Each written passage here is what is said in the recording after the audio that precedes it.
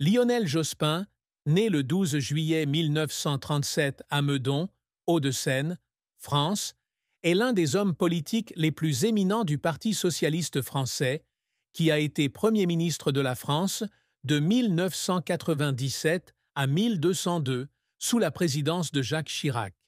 Avec une carrière s'étendant sur plus de 4 décennies, Jospin est connu comme un leader intègre, intellectuel et dévoué, mais aussi comme une personne réservée lorsqu'il s'agit de sa vie personnelle. Cependant, derrière l'image d'un homme politique sérieux et idéaliste se cache de profondes tristesses, notamment liées à la vie conjugale et aux blessures professionnelles. L'un des moments les plus tristes de la vie de Jospin fut l'échec de son premier mariage avec Elisabeth Dannenmüller, un fait qu'il partagea rarement publiquement, mais qui laissa une profonde marque dans sa vie. Dans une rare interview au Monde en 2023, à l'âge de 86 ans, Jospin avouait pour la première fois que son divorce avec Elisabeth Dannenmüller dans les années 90 avait été l'échec personnel le plus douloureux de sa vie. Le mariage, qui a duré plus d'une décennie, a donné naissance à 2 enfants, Hugo et Eva, mais s'est également terminé par des ruptures irréparables, en grande partie dues aux pressions de sa carrière politique croissante et à ses différences de style de vie. Je pensais pouvoir tout équilibrer, la famille, les idéaux, les responsabilités, mais je n'y suis pas parvenu, a déclaré Jospin, la voix pleine de regrets. Perdre une famille est quelque chose qui me donne le sentiment d'avoir échoué non seulement en tant que mari, mais aussi en tant que personne. Cette rupture n'était pas seulement une perte personnelle, mais affectait également la façon dont Jospin percevait les relations et son rôle dans la famille.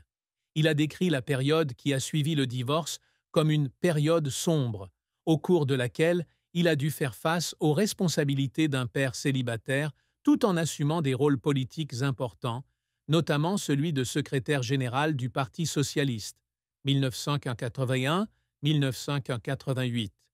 Bien qu'il se soit remarié plus tard, en 1994, avec Sylviane Agacinski, une éminente philosophe, et ait construit une vie de famille stable, Jospin a admis que les blessures de son premier mariage restaient une partie indélébile de son esprit. Dans un article paru en 2022 dans le Nouvel Obès, il a laissé entendre que son secret sur sa vie personnelle était une façon de protéger sa famille du traumatisme qu'il avait vécu.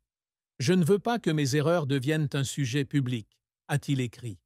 Le divorce avec Elisabeth reçut peu d'attention publique à l'époque, Jospin gardant sa vie privée à l'écart des projecteurs. Cependant, cela a provoqué des troubles intérieurs qu'il n'a partagés qu'avec ses proches. Selon un ami de longue date cité dans la biographie de Claude Askolovitch, Lionel Jospin, L'homme et le politique, 2017, Jospin a dit un jour qu'il se sentait coupable de ne pas avoir passé assez de temps avec Elisabeth et les enfants pendant ces années de carrière bien remplies. L'aveu public en 2023, bien que tardif, était un geste surprenant de la part d'une célébrité réputée pour sa discrétion, suggérant que même à 86 ans, Jospin était encore aux prises avec la douleur de son passé. Les plus grandes tristesses de Lionel Jospin ne se limitent pas à l'échec de son mariage, mais incluent également des échecs politiques, des traumatismes d'enfance et le sentiment que ses idéaux n'étaient pas pleinement reconnus.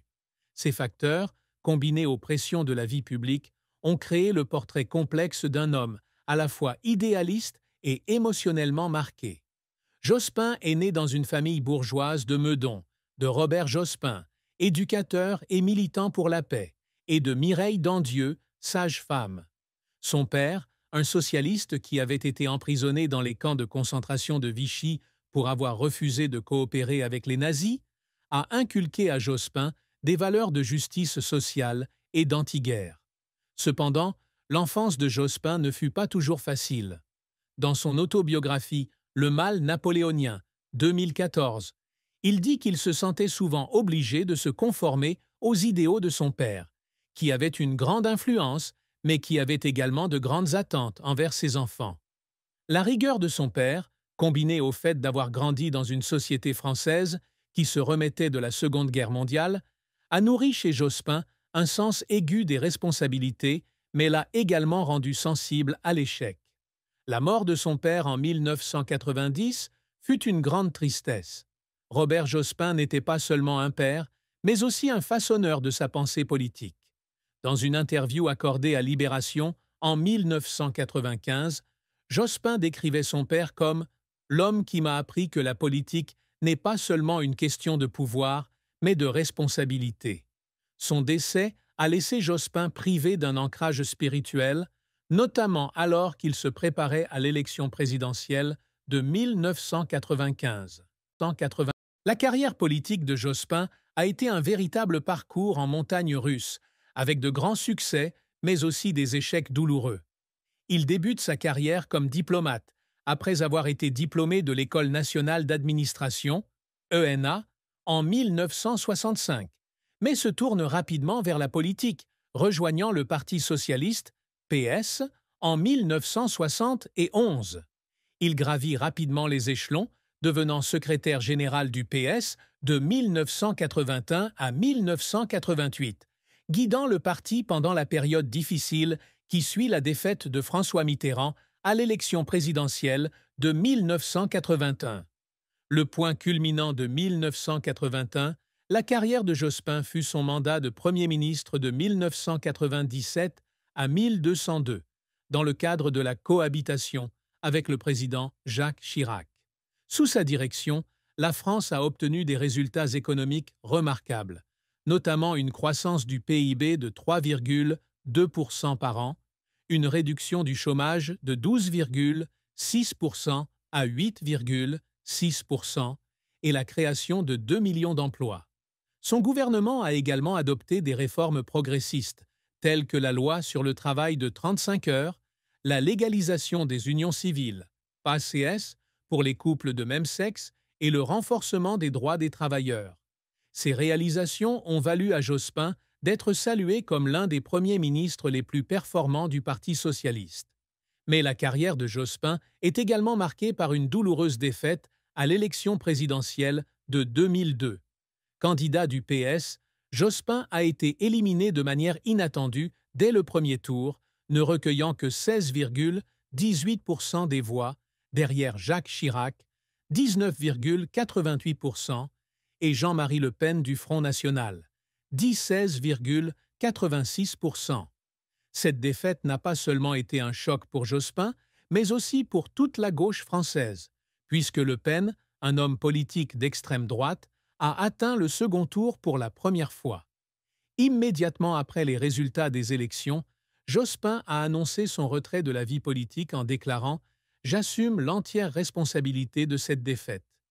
Dans une interview accordée au Figaro en 2007, il décrit le 21 avril 2002 comme le jour le plus sombre de sa carrière, non seulement en raison d'un échec personnel, mais aussi en raison de la montée de l'extrême droite en France. Un autre échec fut la scission du Parti socialiste pendant son mandat de secrétaire général. Bien que respecté pour son intégrité, Jospin fut souvent critiqué pour son style de leadership rigide et inflexible, ce qui lui rendait difficile de réconcilier les factions au sein du parti.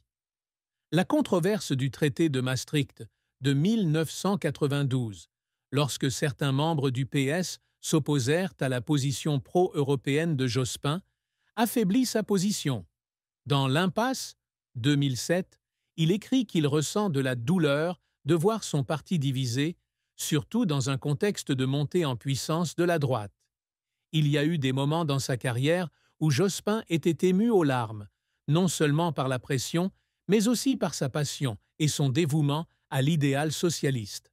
L'un de ces moments fut sa nomination au poste de Premier ministre en 1997. Après des années de lutte politique et de défaite à l'élection présidentielle de 1995, le moment où le président Chirac l'invita à former un gouvernement émut profondément Jospin. Dans une interview accordée à France 2 en 1998, il avait déclaré avoir été ému aux larmes lorsqu'il avait réalisé qu'il avait la chance de mener à bien les réformes pour lesquelles il s'était battu toute sa vie. Un autre moment marquant fut l'annonce par Jospin de son retrait de la vie politique après sa défaite en 2002. Dans un discours prononcé au siège du PS à Paris, il aurait fondu en larmes en faisant ses adieux à ses camarades, admettant avoir le sentiment d'avoir laissé tomber ceux qui croyaient en lui.